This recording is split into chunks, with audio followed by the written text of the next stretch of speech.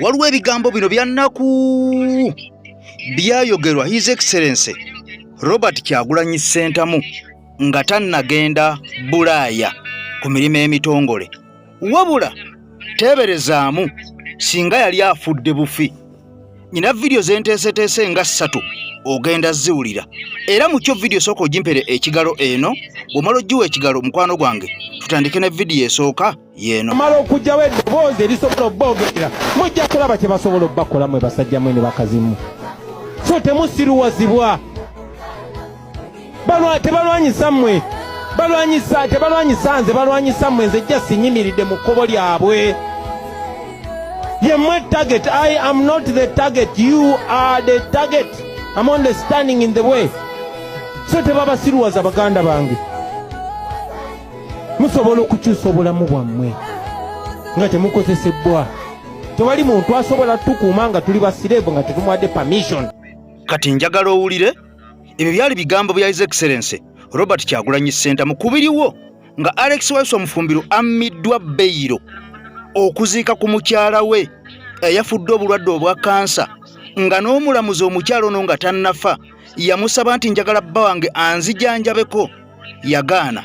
Kati njagala nkutwale olabe we twolekedde awali amaziga okulya n'okkomba essowaani General Museveni alayira nga 12 omwezi ogujja. Simbudde nyigiriza ffe ab'omunda abali mu mataka g'abantu kati no Museveni agenda yitayo ng'alagawo waba Bobi Wine yatukozesa bino aveeyo gyali ajja ayogereko eri abantu. Bobi Wine ajja ayogere eri abantu tugenda lyawa bantu bali mulonironi zibabanja. Kati omuntu omuwadde obusente bwa parishimo ate omaze omwemulete wakolera ate omusibye kati oba tuli muloni tutte wasita mutwesonyi wasita mutulaga tuli bamulekwa.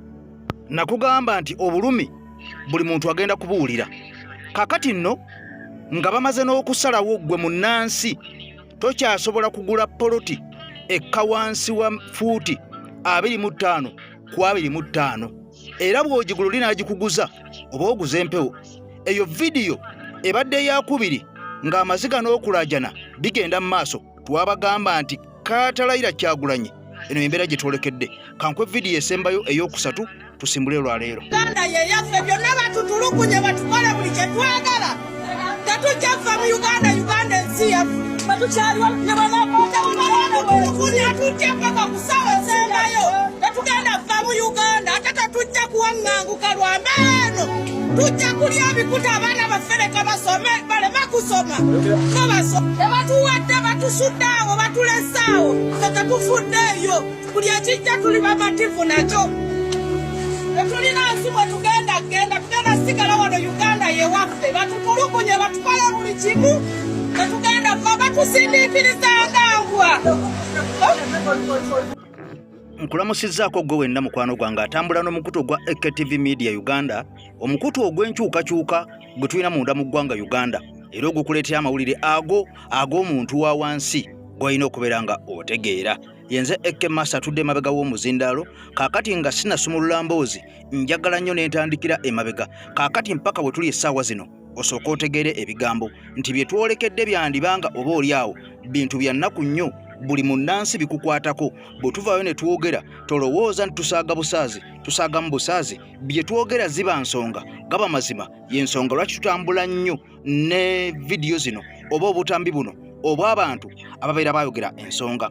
Emyaka 2 egiyise emabega, omusajja amanyikiddwa nga omulongo Alex Waiswa Mufumbiro, ono nga deputy spokesperson wa kibiina kya National Unity Platform, kaakati nno ono yavaayo ku TVM n'ategeeza ensi ekyali kigenda maaso mu ddwaliro ery'e-Mulago, naye ensi teyamuwuliriza. Kati njagala ompulirize bulungi.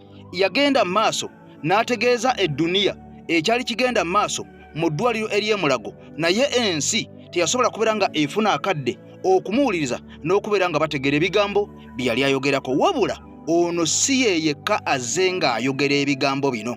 Abantu bangi abazze nga boogera ebigambo bino, naye abantu bangi ne babisuula mu gguluka. Kaakati nga omusimbi n'omusimbi nga gutokomoka butokomosi omusimbi ogw'omuwi w'omusolo. Munnayuganda ng'abonaabona era ng'abantu bangi abaasibibwa mu makomera wabula nga ne wenjogerera bano bammibwa beyiro, bammibwa okufuluma ebweru. Jjukira nti omugenzi Muhammad Segirinya embeera gye yalimu yeyo yemu nga egezaako okufaanagana na bano abali mu kkomera olunaku olwaleero. Ono yabeera mu kkomera n'atuuka okulwala obulwadde obwali obw'amaanyi ennyo. Musajja wattu n'atuuka okubeera ng'akoma ku mugogo entaana, abasajja nga bamumye beyiro, wabula oluvannyuma baafundikira bamusudde gye baamusuula era nga tebaamuwa beyiro mu kkooti ng'amateeka bwe galagira. Ono yafundikiddwa asuuliddwa busuulibwa gye baamusuula ng'ali wamu ne munne Alan Sewanyana, buli omu baamusawuka wuwe. Kati wuliriza, bano baali ku musango ogwali ogw'ebijambiya. Alex Waiswa Mufumbiro ne ttiimu yonna okuli ba Gaddafi, Geno Gaddafi, kuliko ba Edi Mutwe, kuliko ba Akireewo n'abalala bangi ba Bobby Yanga abaasibibwa mu kkomera, naye nga bano ampuliriza emisango gye baliko gikkirizibwa omuntu okubeera nga aweebwa beyiro, nga ne wenjogerera bano baabalemeza mu makomera tewali yali afunye beyiro. Wabula bino byonna bikolebwa okusinga baagala okumalamu amaanyi naddala abo abagezaako okuwakanya regimu eya Mwami Museveni. Era bangi tubalabye ababadde mu nkomyo nga baasibwa ne bamalayo ebbanga ne bafundikira nga bayimbuddwa, ate abamu ne badda n'ebirwadde ebikambwe ennyo, ebirwadde ebizito ennyo, ne bafundikira nga abamu bakomye ku mugo gw'entaana, kyokka nga ate abamu bafundikira bafudde. Kati nga bw'olaba omuwala eyafudde n'aziikibwa entwetwe, ono eyannyonnyola nti yakwatibwa ng'enkeera kulonda ng'ennaku z'omwezi 14, wabula ono yatulugunyizibwa ebitagambika, ono yatulugunyizibwa ebitabangawo, era ono yatuuka okuyimbulwa nga yenna takyali muntu. Yakutegeeza yakubwanga ebiyiso ye ne banne ebya buli lukedde. Yakutegeeza nti ono tebaaweebwanga mmere yakulya. Yakutegeeza nti ono baayambulibwanga nga basula bwereere, era ono yategeeza baasuzibwanga mu mazzi. Kaakati n'akaseera mpawo kaaga, ono ng'ayimbuddwa teyamaze n'akatayi tekaasaze, ono yafundikidde afudde. Kati wuliriza, Alex Waiswa Mufumbiro ng'amaze okufiirwa mukyala we yawandiise ebbaluwa ng'asaba at least ne bamuwa essaawa 2 ez'okuziika obuziisi alabe ku mukyala we Elisa Evvannyuma addeyo mu kkomera bano abasajja baagana. Jjukira nti ono ye mumyuka w'omwogezi ow'ekibiina ekya NUP, era ono amaze ebbanga n'ebisiibo ng'ayogera ebyo ebiruma omuntu wa wansi.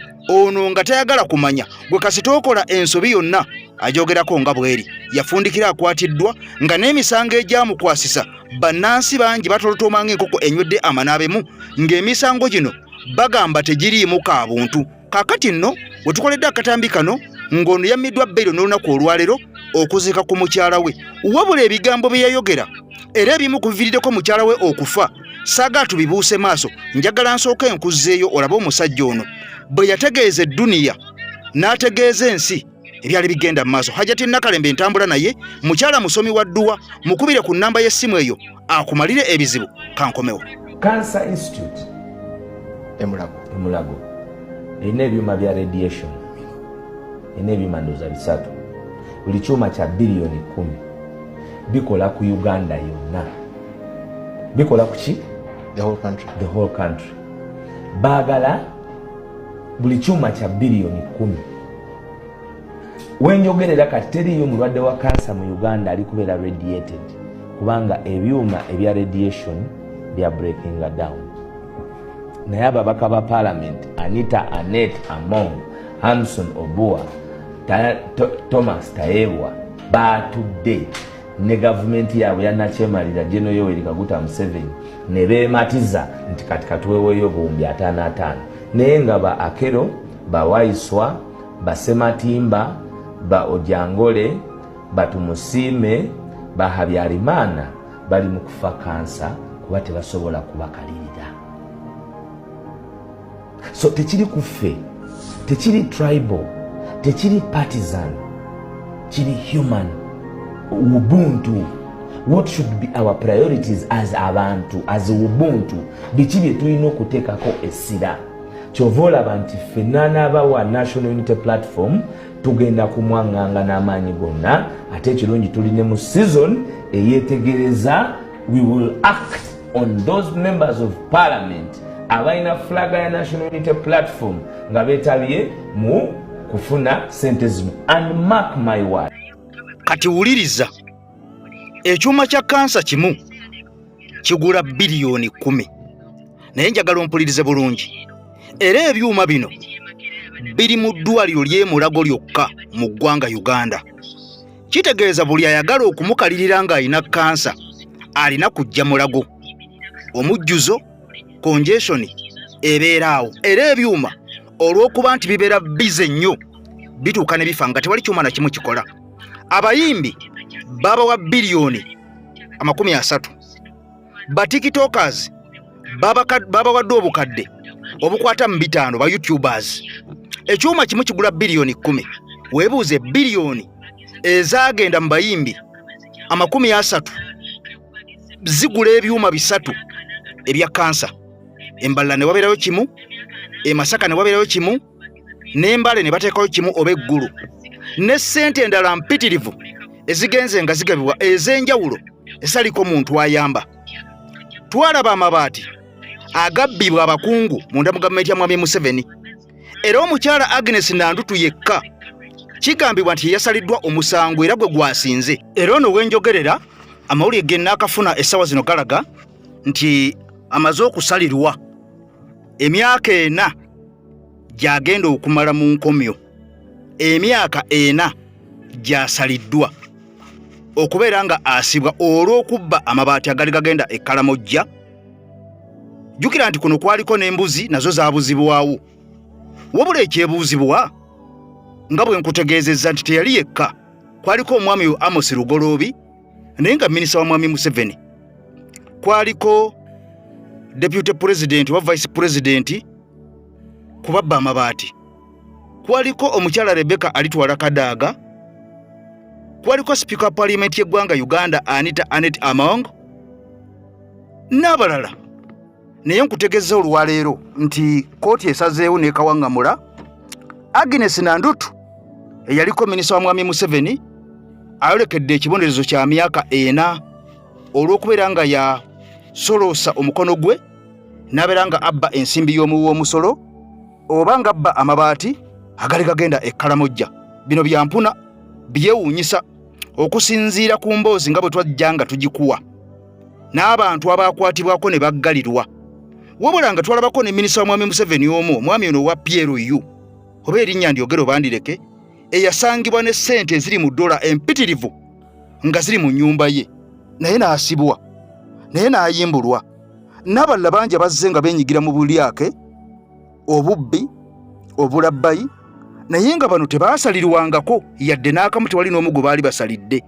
Sijja kumentioninga linnya nti ono oba ono, waliwo n'ebitongole bingi ebizze nga byetobekamu emivuyo, ng'emivuyo gino giraga nti waliwo ensimbi ezibulankanyizibwa mu bitongole bino, naddala ebitongole oba ministries eza gavumenti ey'eggwanga Uganda. Wabulanga tekuli n'omu akwatibwa. Era Mwami Museveni yategeeza nti abantu babba ssente wano munda mu ggwanga Uganda tewali buzibu mubaleke bazibbe, kubanga ssente ezo bazi-investinga wano, era wano bazi-investinga wano ne bawa bannayuganda emirimu, ne bawa companies emirimu. Bwe bazibba ne bazimba ebizimbe, bagula wano emitayimbwa, bagula wano seminti, bakozesa abazimbi ba wano, bakozesa amazzi, beetaaga amasannyalaze. Bino byonna Mwami Museveni yategeeza babeera bakuliyetinze emirimu eri mu bannayuganda. Kansooke nkuzeeko Agnes Nandutu oliyo ebyabaddewo nga tannasalirwa. Okuvaayo nga waliwo abanene abalala mu gavumenti abeeyoleka ku lukalala lw'abaatwala amabaati, nga ku bano kwaliko sipiika Anita Among, omumyuka w'omukulembeze w'eggwanga Jessica Lupo, Ssaabaminisita Robinah Nabbanja, minisita w'ebyensimbi Matiya Kasaija, omubeezi we Amos Lugoloobi, wamu n'omumyuka wa Ssaabaminisita asooka Rebecca Kadaaga. Abamu amabaati baagazzaayo ku tterekero lya yafisi ya Ssaabaminisita Namanve, abo abaali bagakozesezza ne basasula ensimbi ezenkanankana n'amabaati ago. Newankubadde Agnes Nandutu, Margaret Kitutu ne Amos Lugoloobi nabo baakola kyekimu, bo bassibwako obunnyogoga era ne baggulwako n'emisango. Ogwa Nandutu gwo gwadduka misinde okukkakkana ng'aweerezeddwa mu kkooti enkulu, wabula wakati awo ogwa Amos Lugoloobi ne Goretti Kitutu ne giggyibwamu enta. olunaku lw'eggulo omusango gwa Nanduttu gwatuuse ku ntikko era omulamuzi n'agumusingisa nga kati alinze kuweebwa kibonerezo ku Lwokutaano lwa ssabbiiti eno. Miriam Matembe nga mulwanirizi wa ddembe ly'obuntu atubuulidde nti ye abadde alowooza bano bonna mukama waabwe yabaddiramu. Mbadde mmanyi nti bano ababba amabaati President Museveni yabasonyiwa nga bulijjo bw'asonyiwa ababbi nga bwe musuubira era kubasonyiwa kubanga ebyokulwanisa ogwa corruption tabirimu yabivaako dda. Matembe ne bannakyewa abalala balowooza nti buli muntu eyakoonebwako mu nsonga z'amabaati gano yalina okuyingira kolokooni. Beebuuza n'okwebuuza w'omukulembeze w'eggwanga gye yajja obuyinza mu ssemateeka obusonyiwa abantu abatannaba kuvunaanwa mu bujjuvu. Wali bakutandikira ku Prime Minister. The Minister of Finance yareleasinga sente. The Minister in charge of Karamoja, the Minister, not the Minister of State. The President has no right to say, I have forgiven you, because you are supposed to be subjected to the due process. Because otherwise, why doesn't he forgive all the others? Tibwabanga asobola okusonyiwa abafiiriza eggwanga baagala omukono ogw'ekisa guno gutuuke ne kwabo be yasiba olw'okuwakanya obukulembeze bwe. Why do you forgive people who stole public money or abused their offices, and then you have all these young people that have been held in jail because they don't disagree with you politically and you are persecuting them, and that is okay, and then you want to say you have forgiven these people who steal from taxpayers. Bakakafu nti ku kyokulwanyisa enguzi omukulembeze tabozzeewo kabonero. Eno enjogera gy'ayogerako nti alwanyisa enguzi kiri just kye tuyita lip service, tali serious, kubanga ababbi bano babbi be. Ojjukira bulungi awo IGG bwe yali agamba nti agenda kukola lifestyle audit. President yavayo n'amugamba go slow on lifestyle audit kubanga ogenda kukwata ababbi bange. Ate ababbi abo kye bakola nti sente ezo bazisiga muno. Ne bonna avaayo n'obakolako audit ate bajja kudduka sente bazitwale bakole ki? Bazisige ewalala. Tinesiga eddamu zikizibu okwesigibwa nga ne Paalamenti yennyini eyalireza obwetengereze bwalyo naye etambulira mu nkwawa z'abafuga. So you can't have a dysfunctional parliament or a captured parliament and you think that the DPP can exercise independence. Omusango guno gugenda kusigala mu byafaayo by'eggwanga lino nga gujjudde ebibuuzo naddala ku nsonga lwaki Nanduttu yekka ye yalondobwamu n'okuleetawo endowooza nti ku nsonga nga zino abakulu beefuulira ddala kiiso kya mbuzi ekirekerera omussi ne kitunuulira omubaazi. Bwe tubadde tutandika nakutegeezezzaako nti waliwo biiru eziyisiddwa ennaku zino, naye nga zino zonna baalinda bamale okuzza mwami Museveni mu ntebe, kubanga bino byonna byali biri mu pulaani era nga abasajja baali beeteeseteese okubeera nga babikola, wabula twali twolekedde akalulu. Kaakati olwo ne basalawo ne balinnya ku kyawakati, era olwamala okulonda ne balangirira nti mwami Museveni yali awangudde. Abaatandikira ku babooda mujjukira ne bagoba mu kibuga Kampala kifuba ddembe. Bazzaako buyumba obwa buli kkala obuli ku luguudo mu buli kibuga okwetolola eggwanga Uganda. Kaakati nno ne bazzaako emisolo gye baayongera ku buli kimu, n'abo abakozi ba gavumenti bonna ne babatumbula emisolo. Kati wuliriza, munnansi wenna ng'ogenda kugula poloti, bino bikulu nnyo era obyetaaga okubimanya. Munnansi wenna gy'oli bw'obanga wagula dda poloti, bw'obanga wagula dda ekibanja, bino bikulu olina okubimanya, kubanga bano abasajja basazeewo ne bategeeza nti ne bw'oba wazimba dda ennyumba gye wazimba olina okugenda osabe olukusa. Abasajja bajje bakole inspection bakakase nti enju gye wazimba etuukaganye n'omutindo kebeere nga yo yakusulamu waka. Bano bagamba bawereddwa amaanyi ag'entikko ag'oku ntikko nga baddembe okukwata okujja mu nju okukasuka. Kasita obeera nga tolina certificate eyo ekakasa nti enju yo yali ku pulaani, nti era ennyumba yo yazimbibwa neeyisibwa nga matiri yakozeseddwa yoyo omutuufu. Wabula bino byonna ebyokugula certificate, ebyokufuna olukusa, byonna si bya bwereere. bya ssente nga kitegeeza nti wano waliwo akakodyo akapya ak'okujja ssente ku buli munnansi oba oli mu kibuga oba oli mu kyalo kubanga ebyokuzimba tebikwata ku muntu yekka ali mu kibuga ne bw'oba oli mu kyalo bikukwatako butereevu nnyo kubanga ozimba ennyumba yo ey'okusulamu kati nga tonnazimba nju eyo yakusulamu omusajja akugambye baaweereddwa obuyinza obw'oku ntikko bw'oba ogizimbye ne basanga tolina certificate ekuwa eya pulaani ey'enju eyo kweri ng'oggyeko certificate eya pulaani ey'enju eyo kweri olina okuba ne certificate ekukkiriza okuyingira mu nju eyo gye waweebwako pulaani ng'osasudde okuzimba kitegeeza ogenda kusasula emirundi egisukka mu gumu olina okusasulira pulaani bagikuwe gy'ogenda okuzimbirako ekyo bwe kiggwa olina okubeera ng'osasula ofune certificate oba giyite approval ekukkiriza okusula mu nju eyo gye wafunirako pulaani oba etukaganye n'omutindo wabula bino byonna osasula ensimbi kyokka nga teweerabira nti ne ku seminti baamwongeza buli nsawo nusu 100 omusolo kakati nno wano wetwolekedde bino nga bikyagenda mu maaso wakyaliwo kabyakajanja kubanga nakutegeeza nti n'okulonda okuddako abasajja bateesa ekisanja bayinza okukissa ku myaka 7 ebyo ng'obitadde ku mabbali togenda kuddamu kulonda mukulembeze wa ggwanga ogenda kukoma ku babaka ba paaliyamenti abaka ba paaliyamenti bo bakulondere pulezidenti gw'olonda bo ne bakulondera pulezidenti kaakati nno ebigenda mu maaso munda mu ggwanga Uganda bintu biyitirivu nnyo ebyo ebyongera okulaga nti munnansi oyongera okukenenula mu buli ango kankujje wa Hajati Nakalembe tuddeyo ku nsonga eno ekutte wansi ne waggulu.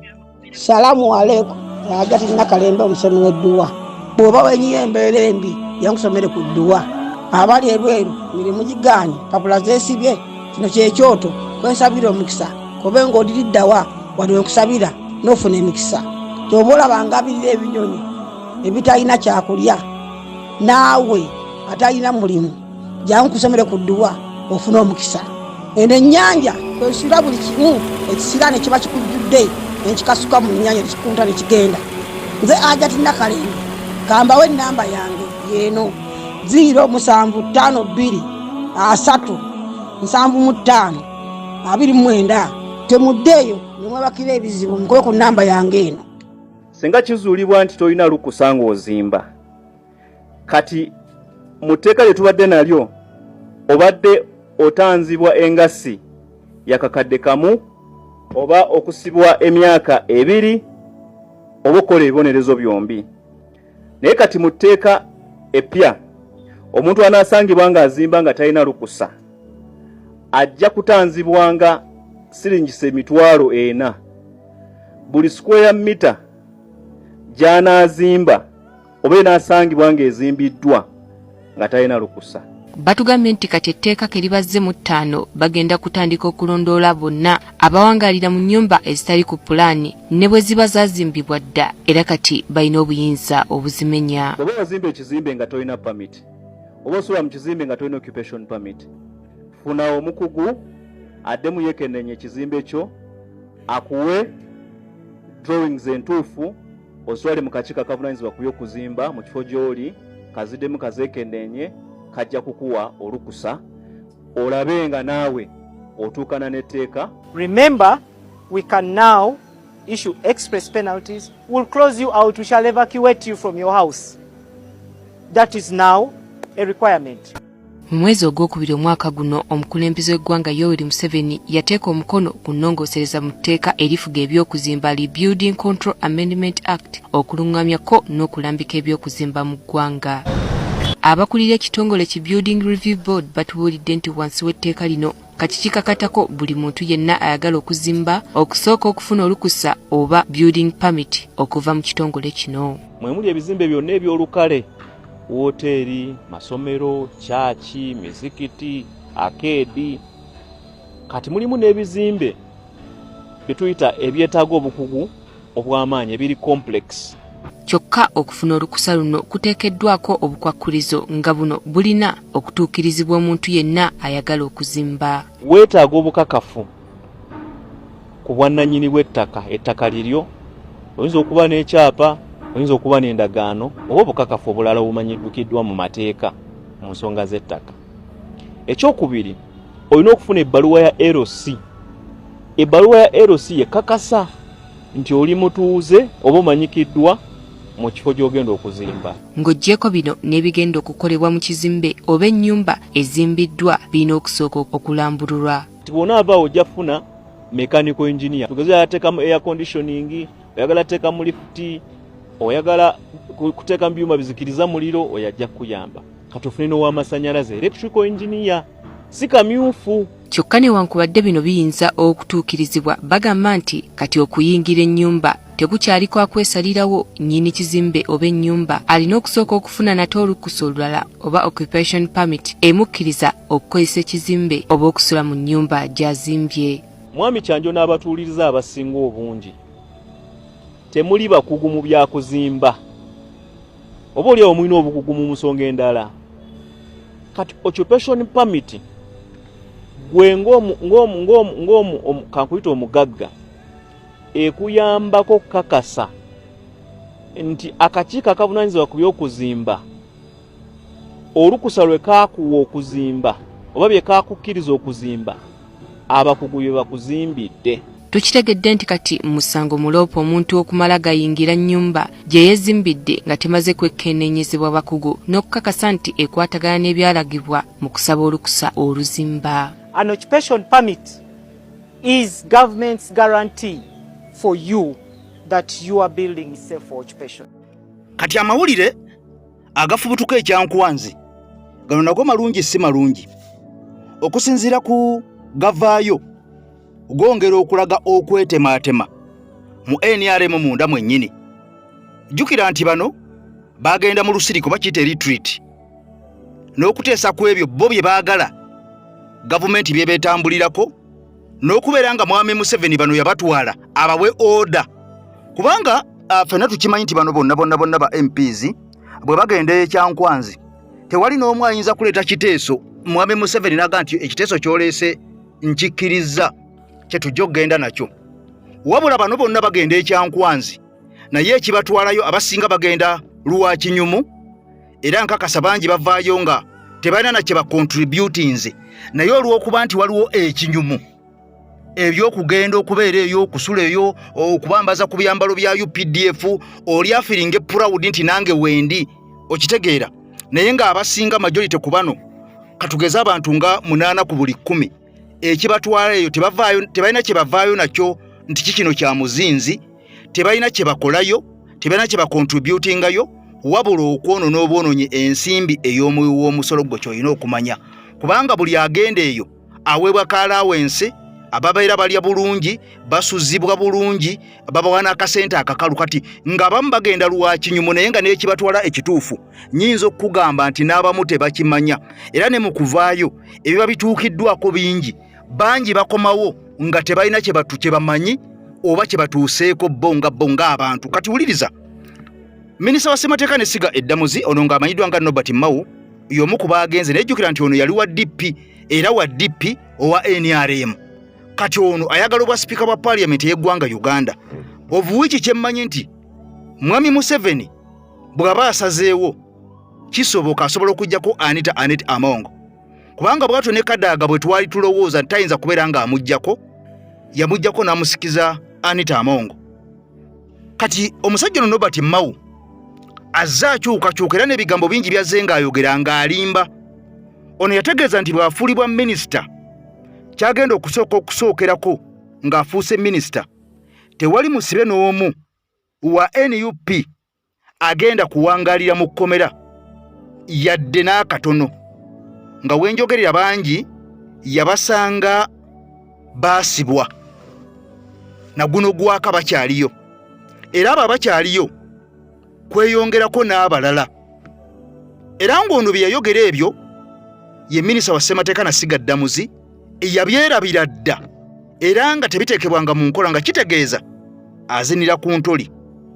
Soko oli ebiri ekyankwanzi ate tukomewo tweyongereko. Anita Among n'alumba mukko n'ayisaamuko ku gaadi ku mukulu amuyisaamuko ku gaali amutegeeza amugamba abo abajja be tutabayise ng'oli wa pata endala nojja gye tutakuyise n'oyingira ne mu bisenge tokkirizibwa abamu mwebeereremu yabadde akoona mawu lwaki ogenda ku mukolo gye batakuyise nga omukolo toteekeddwa kugubeerako abamu munonye eki ne mwambala n'ebyambalo byaffe twalengedde mawu mu kyambalo ekya green kubanga kye baasalawo okulaba nti ate munange bonna bagenda ekyankwanzi kye bambala Justice Minister Mawu Nobert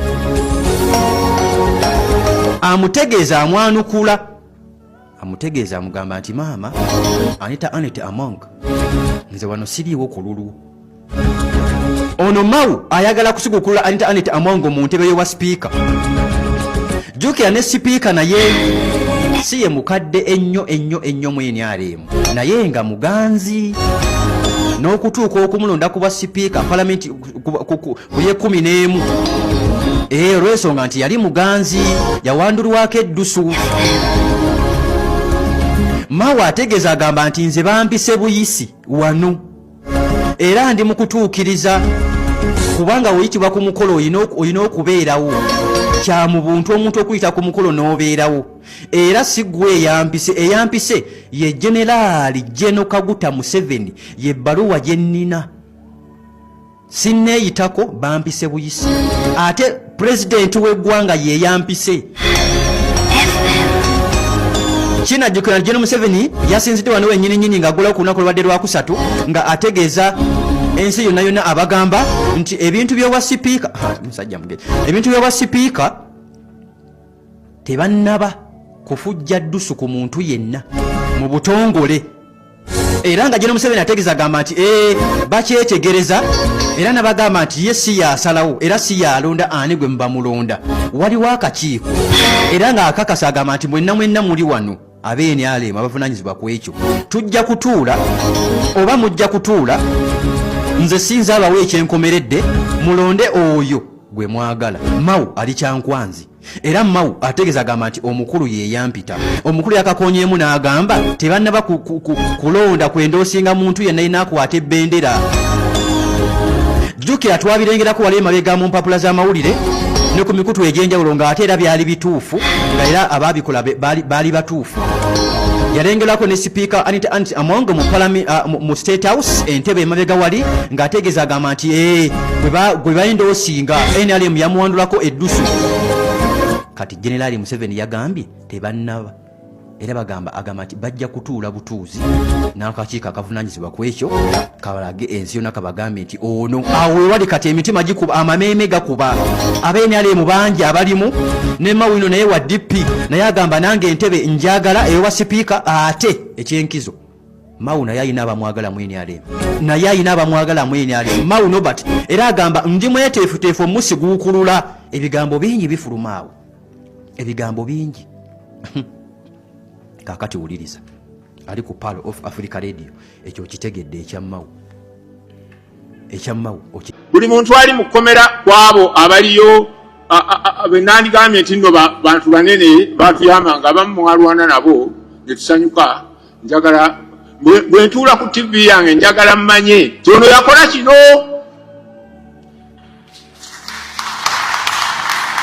yensonga lwaki twamukwata ono yakola kino yensonga lwaki twamukwata era saagala balweyo nnyo lwaki oli amalayo omwaka what happened to bail what happened which is the right ono ategeezezza nga bw'ali awamu n'abanyigirizibwa mu ggwanga naddala abagibwako eddembe lyabwe ery'obuntu n'abakosebwa enguzi eyitakuba ku matu abali mu makomera Besigye amazeeyo awezezzaayo omwaka ne Easter nali ndowooza banaaba bamutadde naye ngenda okulaba nga naye agiriirayo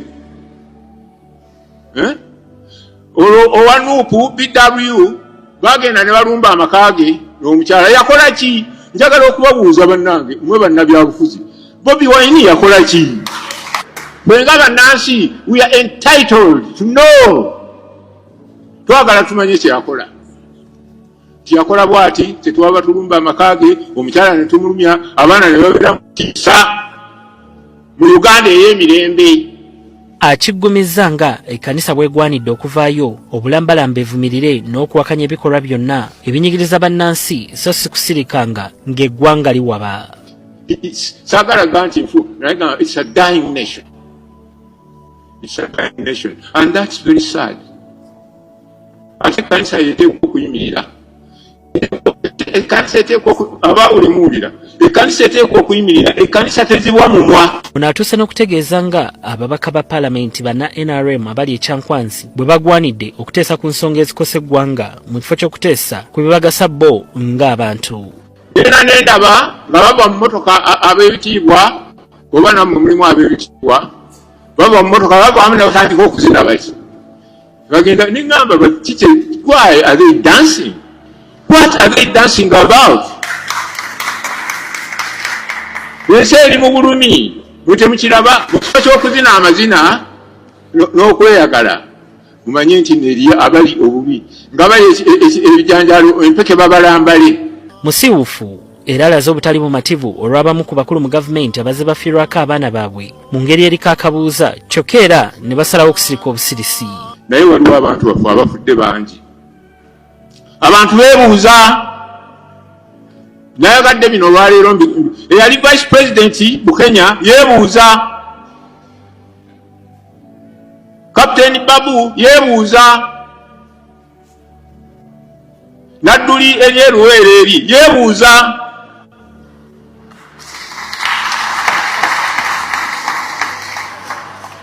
Abantu bali mu kwebuuza bibuuzo. Omwana wange yafa ki? Omwana wange yafa ki?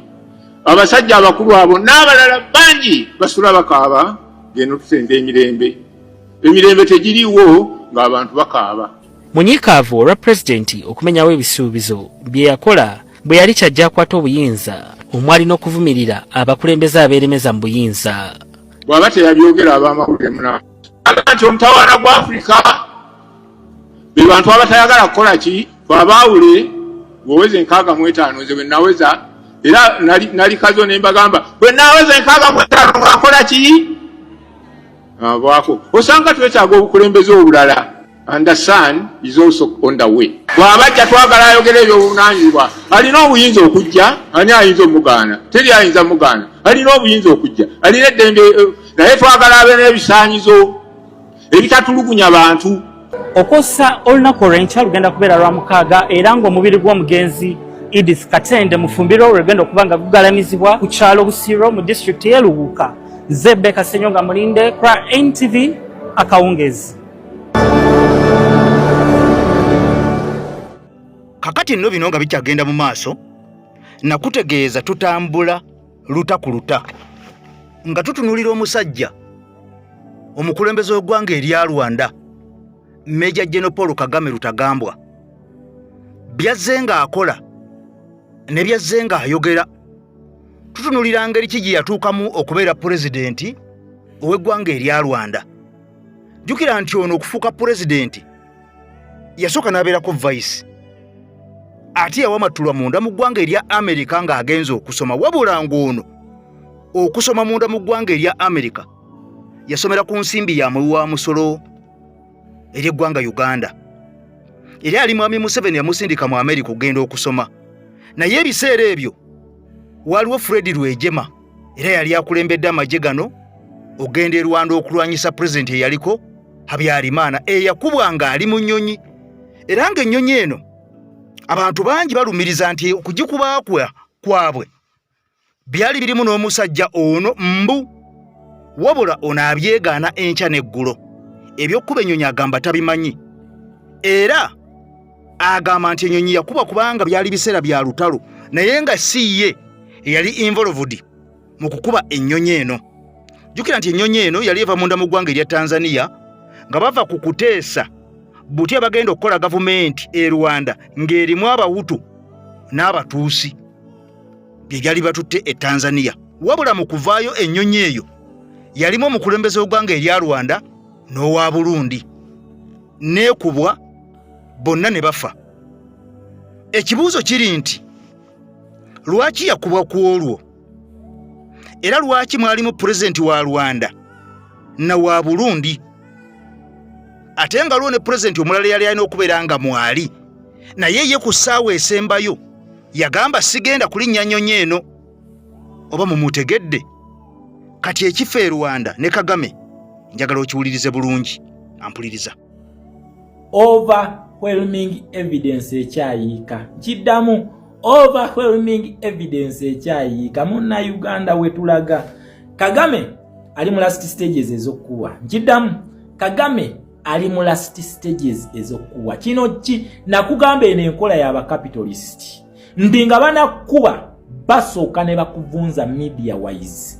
Mbasooka ne bakuvunza media wise. Wetwogerera nga Paul Kagame asemberedde last stages ye. Abasajja bayingidde mu archives zaabwe bazingiddemu. Nti ono weapon bulijjo gy'alina gye yeetaasaako kyekitta abantu ekyagenda mu maaso mu ggwanga lyaki erya Rwanda.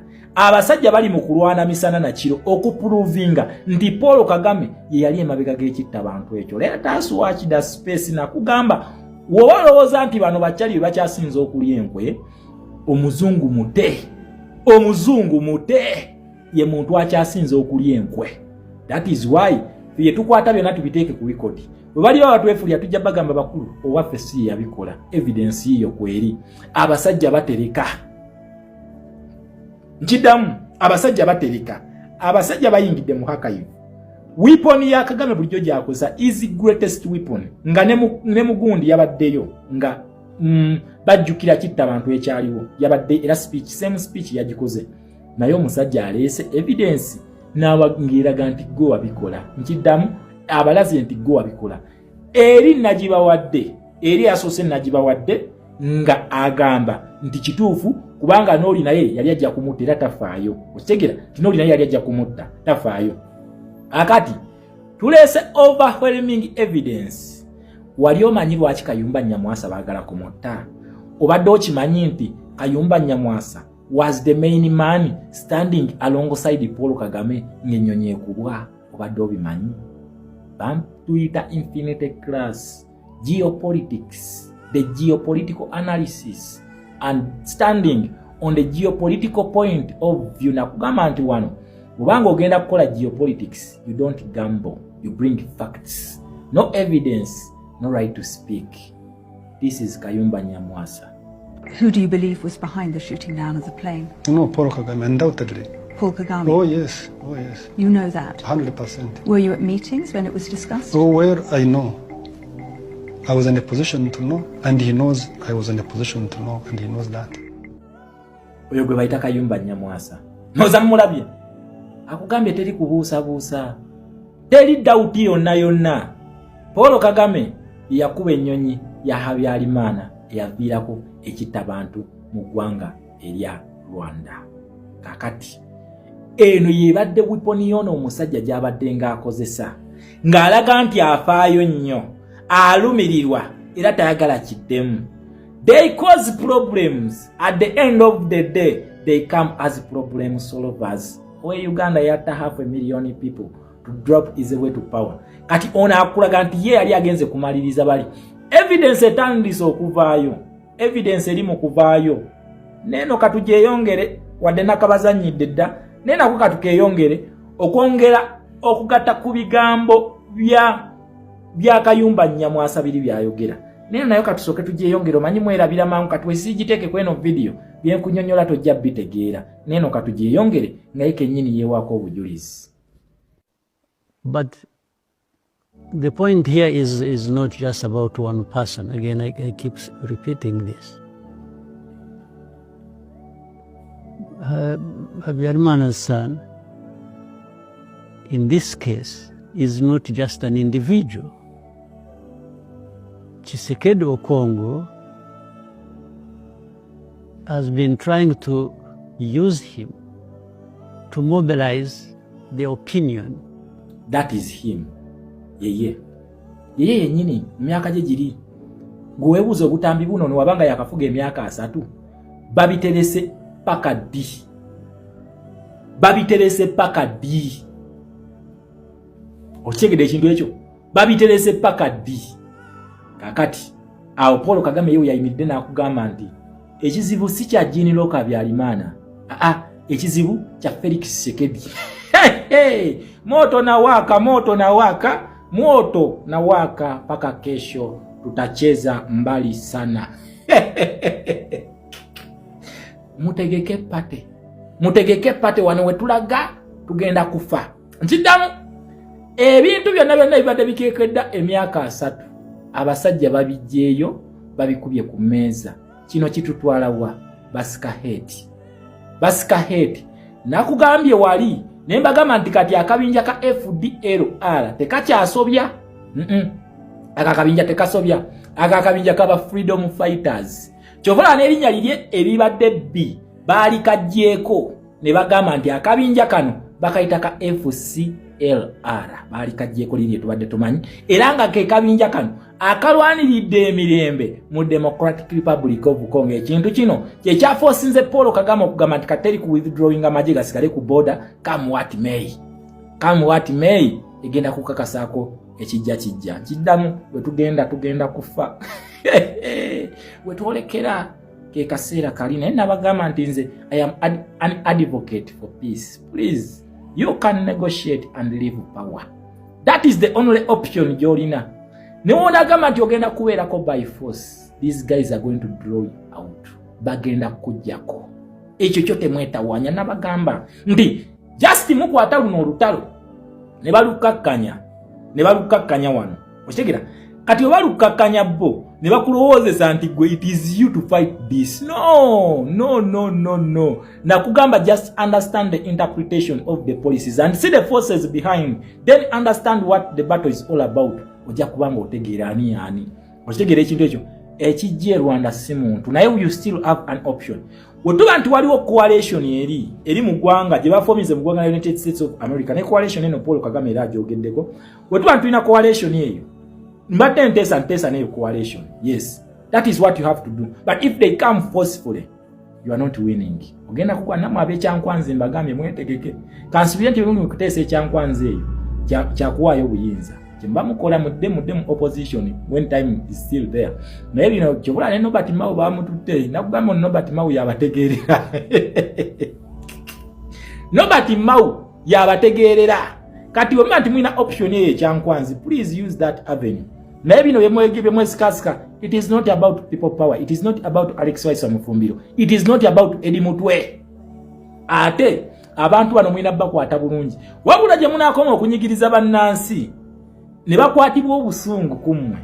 Okitegeera olunaku olwonga lutuuse ne wendi basiriiwo kubanze sirina kyendimu eno revolution nzi just nsomesa busomesa ate nabagamba ebintu bino byensomesa biyamba nnyo NRM, biyamba nnyo n'abo balowooza nti bakitalo nnyo bibayamba. Yes, so nze ne wendi basiriiwo you will not stop the capitalists. You are not going to drag Uganda into bricks. Idi Amin Dada yagezaako kukikola jjajja bamutwala yayitira Kenya nga bamukubisa abakombozi abali wansi wa command ya Julius Kambarage Nyerere. Okitegera ekintu ekyo era teyasurvivinga kubanga agezaako kuyingira akabinja kannamu. Yali member Uganda ye chairman yeraga nti no spearheadinga NAM non-aligned movement nti bo bakyetwala. Okitegera nti bo akabinja ako kabakyetwala. Let us watch the space and see. Otherwise the worst is coming to us in Rwanda versus the Democratic Republic of Congo. Everything is in line. Ugambye ekigenda mu maaso mu ggwanga lya Congo kiri na settings mu ggwanga erya Burundi. They are heading to Rwanda. Jean Locke Habyarimana afuuse Jean Locke Habyarimana buli kimwe kibadde kikwekeddwa ku kitta abantu ekyaliyo. Omuzungu agenze mu archive n'atakula n'akijjayo n'akikuba ku mmeeza. Kakati mukyakakasasi GNC Kayumba Nyamwasa ono njagala ojjuke nti bayagalako n'okumuttira mu South Africa. Omu ne bamuttira mu South Africa era kyaleetawo embiranyo wakati wa Paul Kagame n'eggwanga lya South Africa. Bagenda ne batta omuntu mu South Africa. Kayumba Nyamwasa n'asobola okusimatuka. Kayumba Nyamwasa waali wabanga yasimatuka nga waali omusoto omukubeko gwe gukyasinza okubeera deadly. Mutiddamu bino ebintu bino mbyogera kubanga saagala musayi. You can do the needful ne mu preventing ekintu kino. Otherwise mba mutimuka mugenda kukozesa mampanti. Even your families tetugenda kulaba ku bijja byabwe. Nkiddamu ne family zammwe amalalo tetugenda kugalabako. Just watch the space nze njogeranga mulanzi. Ekijja si muntu. Wetuba nti nno Kayumba Nyamwasa bamutadde ku squad eriko Jean Locke Habyarimana. bamutaddeko group ya Ingabire ngesawe nomwe mumina ali mukomera. You are joking with the fire. You don't know what you're dealing with. Then kino ekibinja tukkirize nti okay, emyaka 3 gemukidigidde mu Congo mubamazeo. The answer is no. Twogera ku kibinja ekiri militarized, ekibinja ekiri financially stable, kiwereddwa support yonna gye kyetaaga. Ekibinja kino kiwereddwa training ya France ne Belgium gwa wakana gendo tunule kiri e Burundi. Tujja gendo tunule video ya zaffe nga nziba wanti kakati abaana bano bali trained by the Belgian and the French forces alongside Blackwater. Mugenda kumalako nabo. Paul Kagame, you are a wise man, a very wise man that who can see from afar. What I'm telling you is decision gye wakoze eyokulemeza amagye mu ggwanga Democratic Republic of Congo eyo move nchamu jaya amajego odde kuba Kagame amanyi Oluganda era video eno wanagira bajjagitegeera jaya amajego mu ggwanga lya Democratic Republic of Congo oyite any